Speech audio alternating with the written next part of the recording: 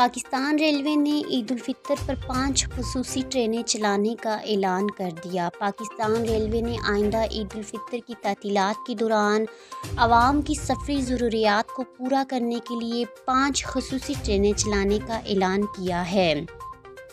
یہ ٹرینیں کراچی سے لاہور اور کراچی اور پشاور سے ملک بھر کے مختلف مقامات پر چلیں گی تاکہ مسافروں کو آبائی علاقوں میں عید منانے کے لیے آرام دہ اور آسان نقل و حمل کا ذریعہ فراہم کیا جا سکے۔ ان ٹرینوں کا شیڈول حال ہی میں محکمہ ریلوے نے جاری کیا تھا۔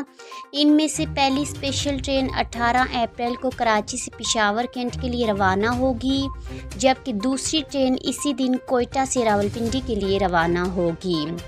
19 اپریل کو تیسری خصوصی ٹرین کراچی سے لاہور چلے گی، جو دونوں شہروں کے درمیان سفر کرنے والوں کے لیے ایک آسان اور سستی آپشن فراہم کرے گی۔ چوتھی ٹرین 26 اپریل کو راولپنڈی سے کوئٹہ کے لیے روانہ ہوگی، جو عید کی چھٹیوں میں ان دونوں شہروں کے درمیان سفر کرنے والوں کے لیے آرام دہ سفر پیش کرے گی۔